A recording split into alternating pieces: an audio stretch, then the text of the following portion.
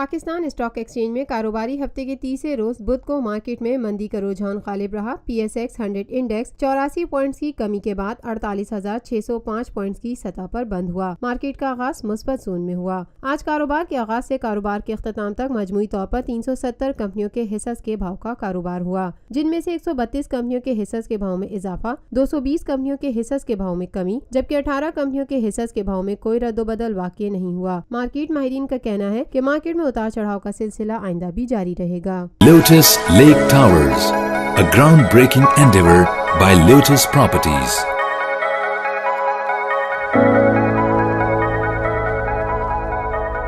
ملکی، بین الاقوامی، سماجی، سیاسی، تجارتی، ثقافتی، تفریحی، معلوماتی اور کھیلوں سے جڑی ہر چھوٹی بڑی خبر کا مرکز TNN TV۔